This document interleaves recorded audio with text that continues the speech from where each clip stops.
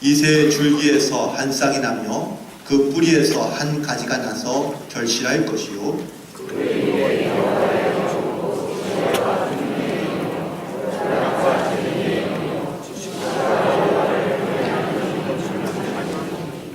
그가 여호와를 경외함으로 즐거움을 삼을 것이며 그의 눈이 보이는 대로 심판하지 아니하며 그의 귀에 들리는 대로 판단하지 아니하며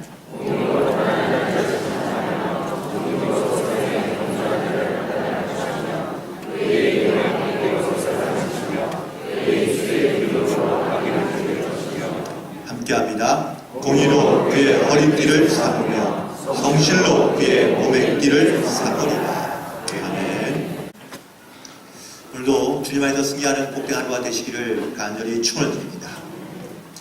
이게 성탄절이 다가올 때가 되면은요, 제일 좋아하는 아이들은 사람들은 아마 아이들일 겁니다. 성탄절이 되어가자 유치원에 선생님이 아이들을 모아놓고 이렇게 물었습니다.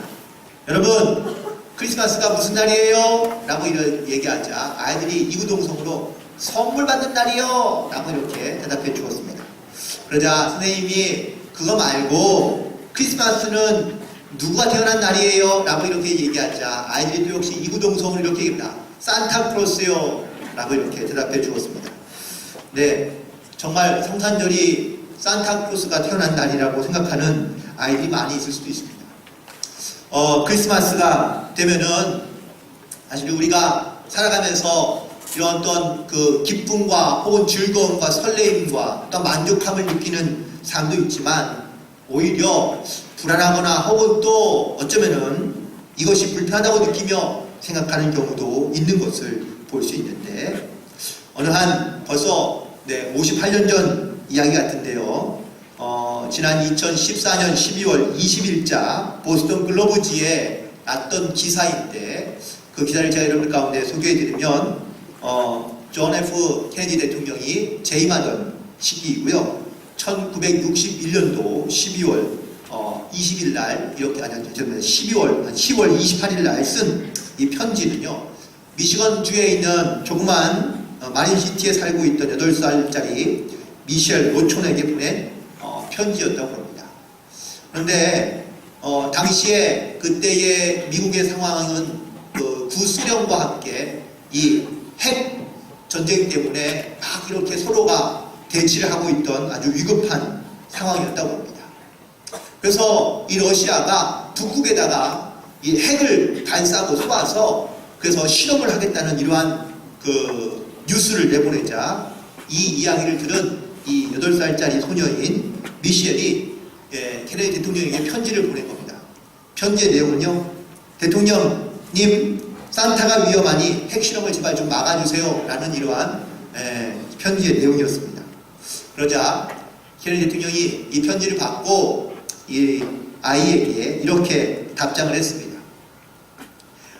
산타크로스를 위협하게 만드는, 위태롭게 만드는 핵실험을 막으려고 노력하는 내 편지를 보고 무척이나 기뻤단다.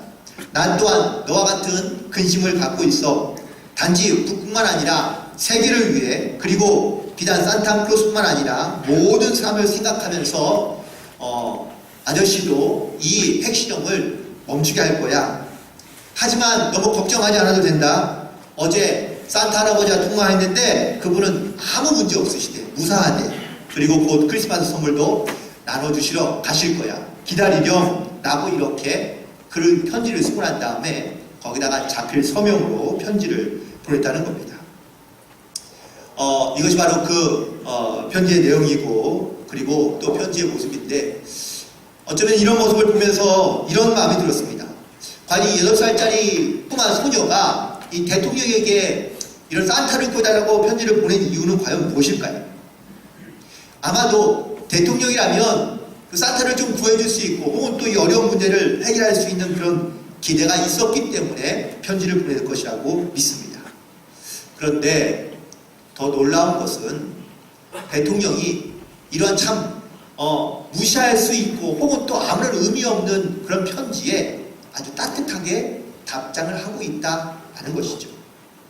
때로는요 우리가 하나님 앞에 정말로 말도 안 되는 것들을 뭐 요구하거나 혹은 기대하거나 바라는 경우도 사실 있을 수 있습니다. 그런데 마치 오늘 이 이야기를 들으면서 보면서 마치 하나님이 이런 따뜻한 마음을 갖고 있는 이런 케네디의 마음처럼 우리에게 사실 우리가 무리한 요구를 하더라도 우리의 기도를 다 들어주시고 또한 응답해 주시는 그런 하나님의 은혜를 우리가 입고 살고 있는 것이라고 생각이 들어서 아주 저는 좀 따뜻한 마음이 들었습니다. 오늘은 대강절의 두 번째 주일입니다. 지난주에 제가 세상 사람들이 하나님에 대해 기대하는 것이 과연 무엇일까? 라는 것에 대하여 말씀을 드렸었는데 그 첫 번째가 바로 자신이 갖고 있는 문제를 해결하기 위한 그러한 해결사로서 하나님을 찾는 경우가 많고 혹은 세상에서 뭐 놀랍고 경이로운 그러한 기적과 이적들을 기대하면서 하나님을 바라보는 경우도 많고 심지어 세상을 강력한 힘과 권력으로 카리스마로 세상을 지배하고 다스리는 그런 임금을 요구하고 있다는 것에 대하여 말씀을 드렸었죠. 오늘은 그 두 번째 기대에 대한 두 번째 이야기로 사람들이 갖고 있는 하나님에 대한 기대는 과연 무엇일까? 특별히 이스라엘 백성들이 갖고 있던 하나님에 대한 기대는 과연 무엇일까라는 것을 함께 찾아보고 또한 은혜를 나누고자 하는데 우리가 살아가는 세상 가운데 가장 중요한 것이 있다고 하면 여러 가지 많은 것들이 있긴 하겠지만 인간관계가 매우 중요한 것이 사실 우리가 살아가는 세상이라고 볼 수 있습니다. 즉 내가 어떠한 집안에서 어떠한 혈통에서 혹은 또 어떠한 학교를 졸업하고 혹은 어떠한 인간적인 관계를 맺고 있느냐에 따라서 내 인생이 달라지는 경우가 많은 것을 볼 수가 있기 때문에 그렇습니다. 그래서 많은 사람들이 다 이런 관계를 인간적인 관계를 매우 중요시하는 것을 볼 수 있는데 오늘 성경에서도 바로 사람들의 세상 가운데는요 이 관계를 매우 중요시하는 것들을 볼 수 있는 그러한 단어와 의미들이 등장하는데 바로 오늘 본문에서 1절에 등장하는 이새의 줄기에서라는 표현입니다. 이새의 줄기는 과연 무엇일까요? 바로 다윗의 가문을 의미하고 있습니다. 만약에 이스라엘 백성들에게 메시아가 왔지만 이 이새의 줄기 즉 다윗의 가문에서 태어나지 않는다면 아무리 그 사람이 능력이 많거나 지식이 많거나 아니면 많은 사람들을 끌고 다닐지 할지라도 그런 메시아가 될 수 없습니다. 왜냐? 이 가문과 혈통을 중시하기 때문에 그렇습니다. 그래서 많은 사람들이 예수를 쫓아다녔지만 특별히 전통적인 유대인들이나 바리새인들이 예수를 쫓지 않은 이유는 바로 이 때문입니다. 예수님은 다윗의 혈통에서 나지 않았다고 생각하기 때문에 예수님을 따르지도 않고 믿지도 않고 메시아로 인정하지도 않았다는 사실입니다. 그렇다면 성경에서는 과연 이 일을 어떻게 우리 가운데 말씀해 주고 있습니까? 마태복음 2장에 보면은 베들레헴 사건이 하나 등장하고 있는데 어느 날 왕이 머물고 있는 왕궁에 멀리 동방에서 온 박사들이 찾아옵니다. 그리고는 대뜸 하는 말이 유대인의 왕이 났으니 우리가 경배하겠다는 겁니다. 그 순간 예루살렘 안에 있던 모든 사람들이요 다 혼돈 가운데 빠집니다. 요즘 말하는 멘붕인데 왜냐하면 임금이 있는데 임금이 또다시 태어났다니 이것이 큰 일이 될 수밖에 없었던 것이죠. 그래서 헤롯이 서기관들을 불렀습니다. 그리고 도대체 메시아는 유대인의 왕은 어디서 나느냐라는 것을 찾아보니 미가서 5장 2절에 있는 말씀에 이렇게 말씀하고 있습니다. 베들레헴 에브라다야 너는 유다 족속 중에 작을지라도 이스라엘을 다스리는 자가 내게서 나올 것이라 라고 이렇게 말씀하고 있는 것을 찾게 되고요. 그리고 그를 동방박사들은 다시 이 베들레헴으로 찾아가게 됩니다. 동방박사에 떠나기 앞서서 이 헤롯 왕이 동방박사들에게 부탁합니다. 가서 아기를 보고 그리고 아기에 대해 자세히 알아보고 나와서 나에게 알려주면 나도 그에게 가서 경배하겠다고 약속을 하고 그리고 동방박사들에게 부탁을 한 것이죠. 동방박사가 다시 예수님을 찾고 예수님 앞에 경배를 드리고 난 다음에 집으로 돌아가려 할 때에 천사들이 꿈에 나타나 현몽합니다.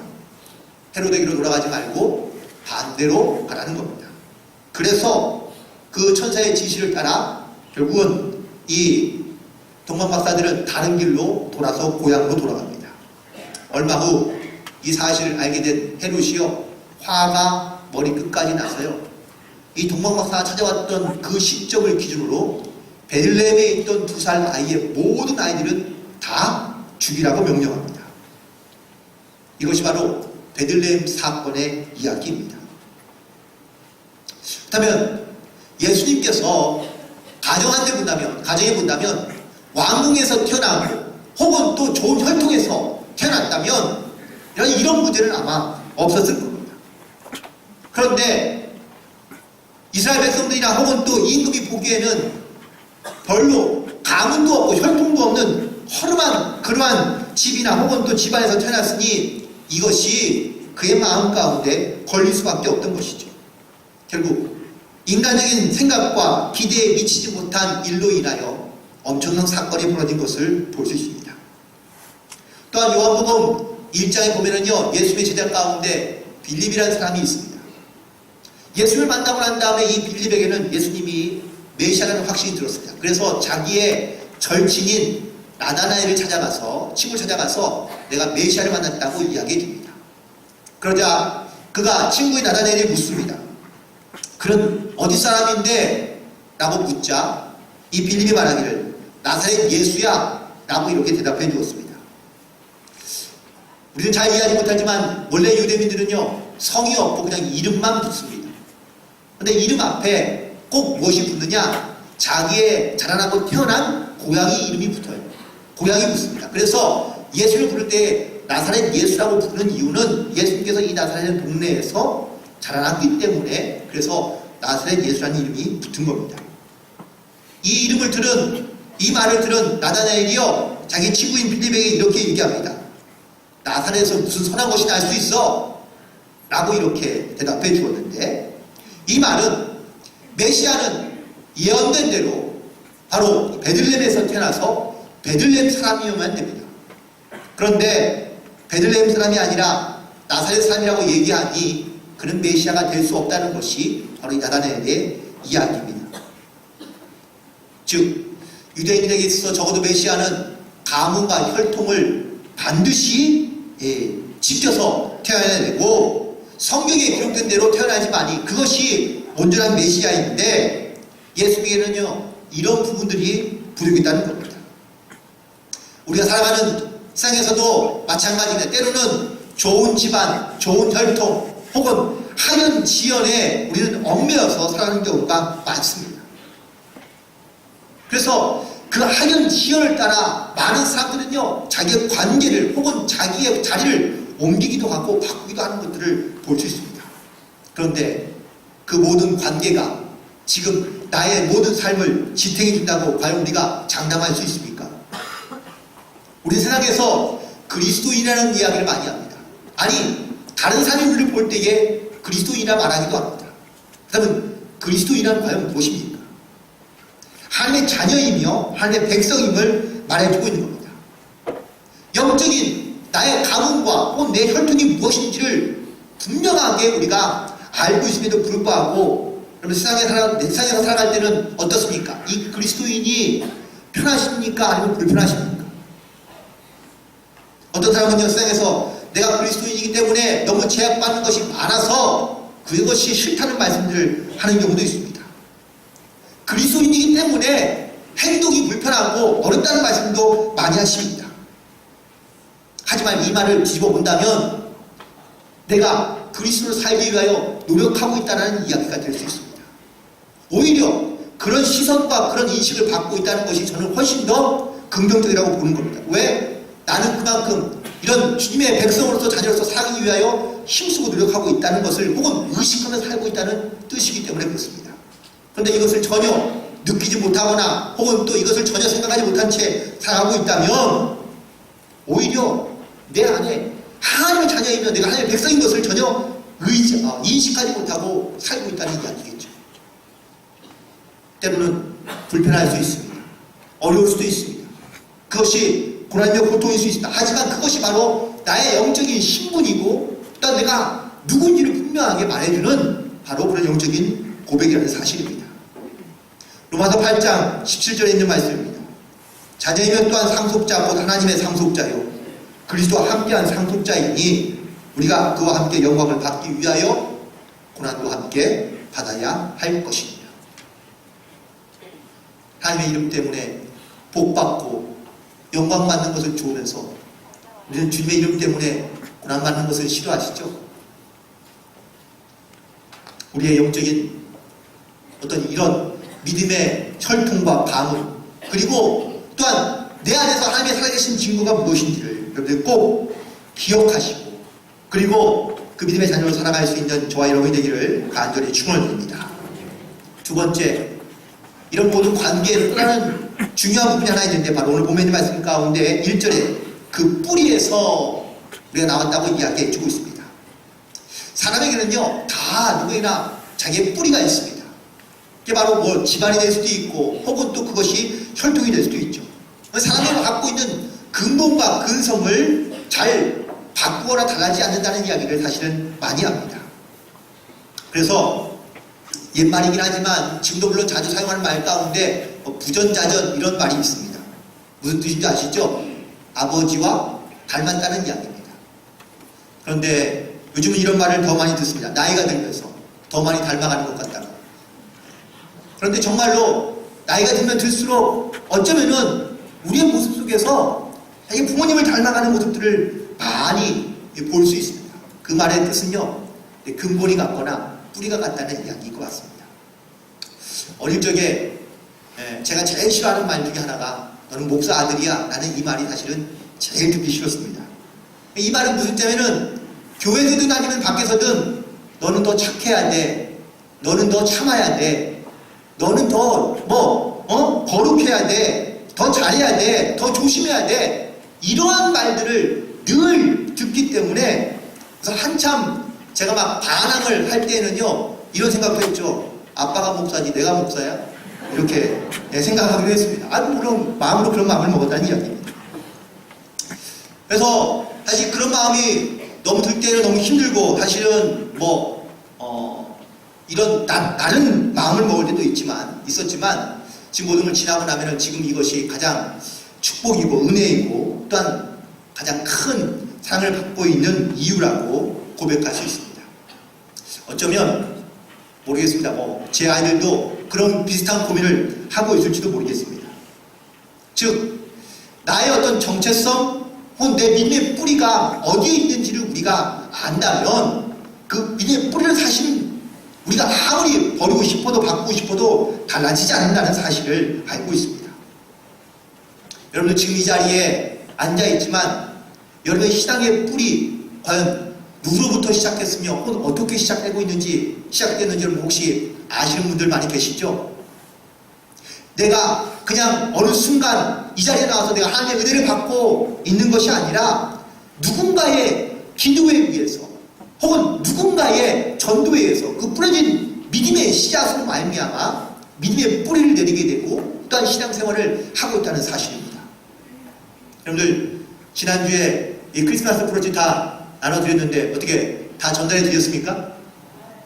네, 아직 못하신 분들도 아마 있을 것 같긴 한데 그렇다면 이번에는요 혹시 만약에 안 하신 분이 계시다면 여러분들의 믿음의 뿌리를 갖게 해준 그분 그런 분들을 찾아가서 여러분들 고맙다며 감사하다며 인사를 드리면서 여러분들 한번 고백해 보시기 바랍니다.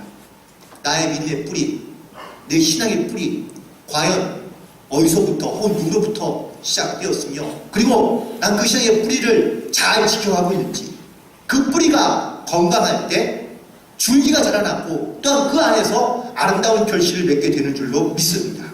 오늘 이 믿음의 뿌리를 알고 신앙의 뿌리를 지켜가며 살아갈 수 있는 우리 모두가 되기를 간절히 축원드립니다. 또한 세상에서 하나님을 기대하거나 바라보는 여러 가지 많은 것들이 있다면 뭔가 좀 내 삶의 조건이 완벽하게 만들어지는 그러한 사람들을 기대하거나 원하고 있다는 사실입니다. 그래서 특별히 메시아는요 모든 조건이 잘 갖추어진 그러한 사람이면 좋겠다라는 그런 생각을 할 수밖에 없는 것이겠죠. 오늘 본문에서 이 조건을 갖추고 있는 사람의 모습을 보니까 지혜가 있어야 되고요 능력과 재능이 있는 사람 그런 재능들이 충만한 사람들을 말해주고 있습니다. 왜 우리가 생각하면서 어떤 리더들을 볼 때에 야, 리더는 적어도 저 정도는 돼야지 라고 이렇게 생각하는 어쩌면 우리만의 기준이 있습니다.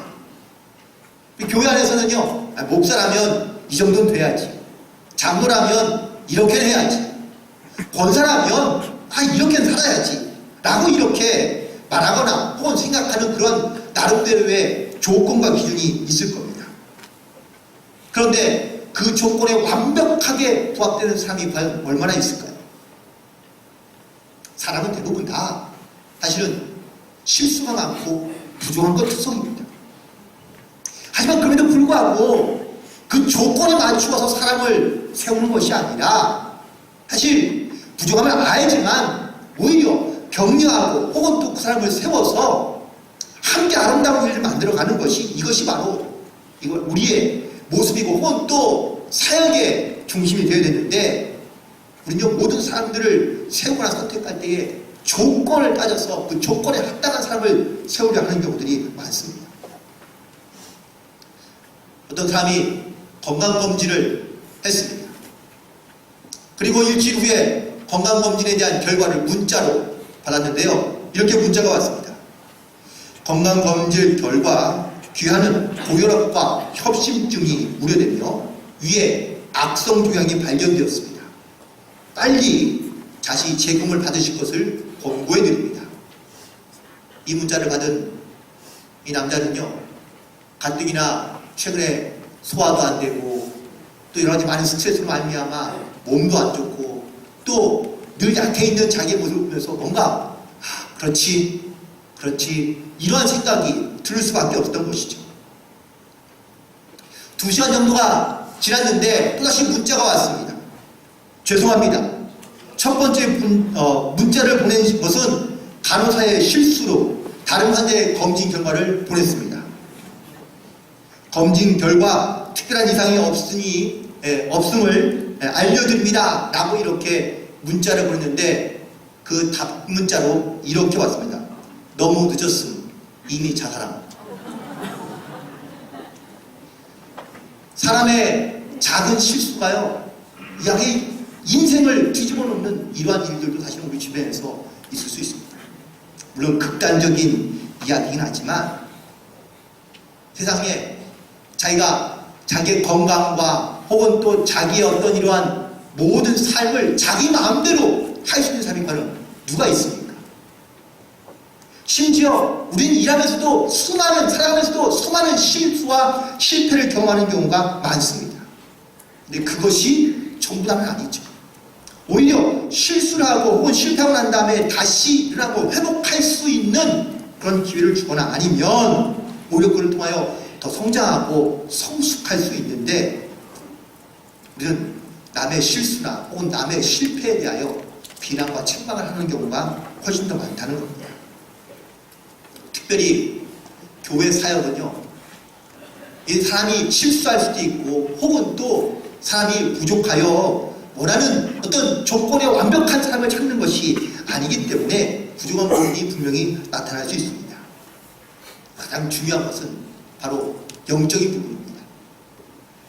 내가 어떻게 하나님 중심으로 나아가고 있는지, 사실 내 어쩌면은 조건과 혹은 또 내 삶에 내가 갖고 있는 능력으로는 할 수 없는 게 사실은 많이 있습니다. 하지만 그럼에도 불구하고 기도하며 일단 그 일을 내가 감당하기 위하여 우리가 하나님 앞에 의지하며 하나님의 결단할 수 있는 영적인 결단이 우리 가운데 반드시 필요한 줄로 믿습니다.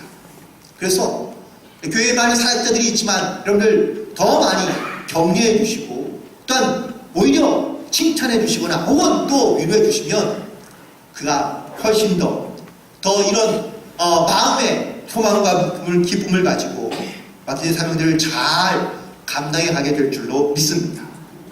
또한 생각의 조건 가운데요, 이런 삶을 많이 찾습니다. 공의롭고 정직하고 겸손한 사람. 우리 이런 사람들 집에서 많이 찾지 않습니까? 어떤 상황이나 환경에서 좌우로 치우치지 않고 자기의 중심을 흔들리지 않을 만한 사람. 언제나 정직하고 한결같은 사람. 모든 사람에게 존경받으면서 동시에 겸손한 사람. 여러분들 혹시 이런 사람 주변에 알고 계십니까? 알고 계시면 좀 소개 좀 해주세요. 그런데 이런 사람들은 꼭 어디에 있느냐? 네, 옆집에 있거나 아니면 남의 교회에 있거나 아니면 멀리서 듣는 경우들이 많습니다. 영국의 한 교회에서요, 후임자를 찾기는, 담임 목사님이 은퇴하시고 난 다음에 후임자를 찾는데, 그 후임자를 찾는 청빙위원회가 구성이 되었고요. 그리고 담임 목사님으로 청임하면서 10가지의 조건을 내걸었습니다. 첫 번째, 높은 명성. 두 번째, 탁월한 설교. 세 번째, 뜨거운 열정. 네 번째, 인자한 마음. 다섯 번째, 솔로몬 같은 지혜. 여섯 번째, 능동적이고 적극적인 사고. 일곱 번째, 출중한 외모. 여덟 번째, 폭넓은 사교성. 아홉 번째, 교회를 안정적으로 이끌어갈 수 있는 리더십. 열 번째, 교회를 성장시킬 수 있는 비즈니스 능력.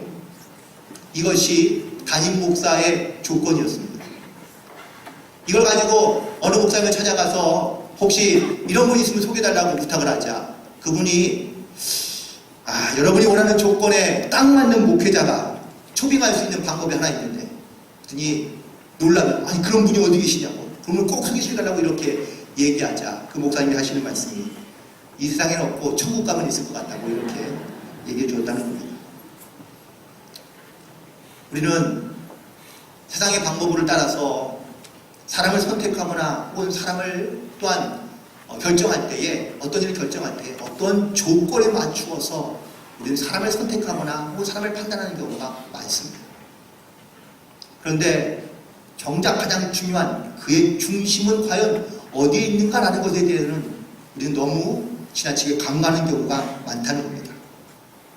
많은 사람들이 교회 혹은 그리스도인들에게 바라는 것이 있다면 과연 무엇일까라는 것을 끊임없이 고민해 봅니다. 수준도 높아지고 아니면 다양한 기대들을 원하고 있는 것 같습니다. 하지만 이 말의 핵심은 우리의 중심이 어디에 있느냐라는 것과 크게 다르지 않다는 것을 보여주고 있습니다. 바리새인과 서기관들, 예수를 보면서도 그들은요, 예수님이 메시아에 합당하지 않다고 이야기합니다. 왜냐하면 조건에 충족하지 않기 때문에 그렇습니다. 지방과 혈통이 문제이고요, 혹은 또 예수님이 하고 있는 여러 가지 많은 가르침과 혹은 배움의 문제, 결국 조건이 예수님을 메시아로 인정하지 못하는 이유였던 것을 볼 수 있습니다.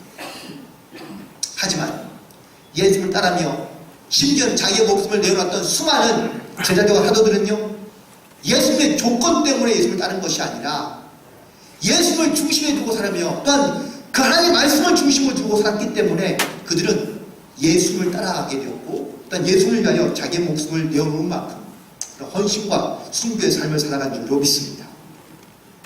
우리의 중심이 중요합니다. 내 중심이 조건보다 앞서 있어야 되고, 우리의 중심이 세상보다 주님을 먼저 바라볼 수 있는 영적인 결단과 지혜가 반드시 필요한 줄로 믿습니다.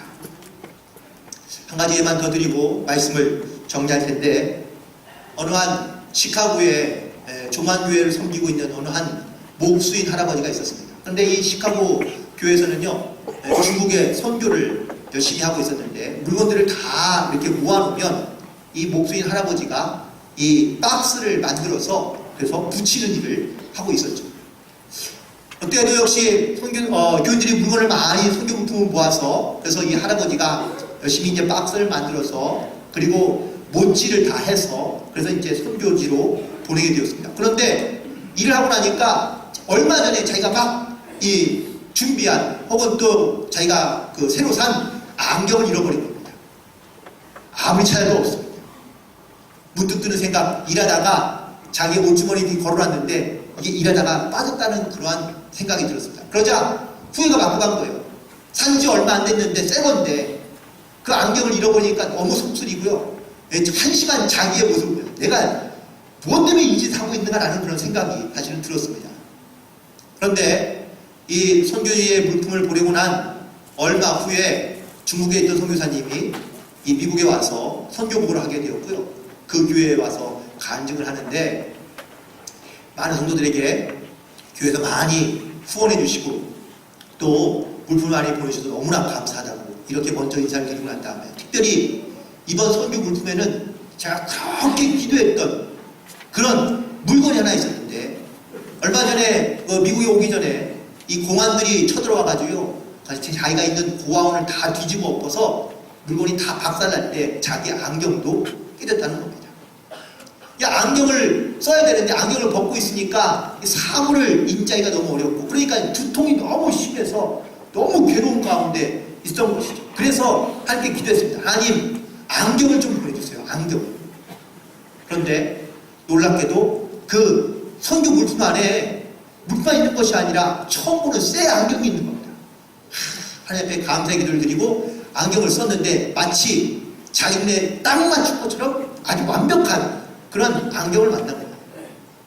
이 간증을 할 때 교인들은 무슨 소리 하는지를 잘 모르는데 그 뒤에 앉아있던 그 할아버지는요 하나님께서 나의 실수도 이렇게 하나님께서 사용하시구나라는 것을 깨달으면서 감사의 눈물을 흘렸다고 이야기합니다. 우리는 부족한 것도 많고 사실 실수도 많은 그러한 부족한 사람들이죠. 그런데 우리의 실수도요 하나님께서 사용하시면 그 실수도 하나님의 뜻 가운데 아름다운 그러한 믿음의 결실을 맺게 한다는 사실입니다. 우리는 살아보면서 혹은 또 내 상황 가운데 어떠한 조건을 완벽하게 갖추거나 혹은 또 인간적인 어떤 관계에서 모든 문제를 풀어가려고 하지만 더 중요한 건 우리 신앙의 고백 가운데는 하나님을 중심으로 살아갈 수 있는 영적인 고백과 결단이 반드시 먼저 앞서야 될 줄로 믿습니다. 이 중심이 우리 가운데 있지 않는다면 우리는요 사람을 판단할 때 혹은 사람을 먼저 생각할 때 늘 조건을 먼저 생각하고 아니면 내 인간적인 관계에서 나에게 뭔가 유익을 줄 수 있을까라는 것을 먼저 생각하며 혹은 그것을 먼저 고려하게 될 수밖에 없게 되겠죠. 특별히 이제 연말 그리고 새로운 사역을 준비하면서 또한 하나님께서 주시는 말씀 속에서 우리의 중심을 다시 한번 돌이켜보고 우리 중심이 늘 하나님을 향해 나아가며 또한 주께서 주시는 부르심과 사명을 끝까지 잘 감당해 갈 수 있는 그런 저와 여러분이 되고 우리 모두가 되기를 주님의 이름으로 간절히 축원드립니다. 기도하시겠습니다. 하나님 모든 것이 주님의 은혜임을 믿음으로 고백하며 감사와 영광을 돌려드립니다. 우리는 늘 부족하고 또 우리는 늘 연약하여 주의 말씀대로 살고자 하지만 우리의 중심을 주님께 두지 못한 채 세상의 여러 가지 많은 조건과 또한 그런 모든 인간적인 관계에 의해서 아니 문제를 해결하거나 혹은 또 문제를 바꿔보고자 노력하는 경우가 많이 있었음을 고백합니다. 자, 하나님 이 모든 일들 속에서 하나님이 역사하거나 하나님께서 개입하지 않는다면 우리의 마음대로 우리의 뜻대로 되는 일이 아님을 다시 한번 깨닫게 하시고 또한 발견케 하시니 감사드리며 오늘 일에 우리에게 주어진 여러 가지 많은 상황과 문제들 뿐만 아니라 모든 관계와 또한 모든 여러 가지 사역 속에서 먼저 주님께 중심을 두고 주님의 뜻대로 행하며 나아갈 수 있도록 인도하여 주옵시고 주님의 영광과 하나님의 거룩하신 계획과 섭리들을 발견하며 고백하며 살아갈 수 있도록 인도하여 주옵소서. 주님께 모든 영광 돌려드리오며 예수님의 이름으로 드리옵나이다.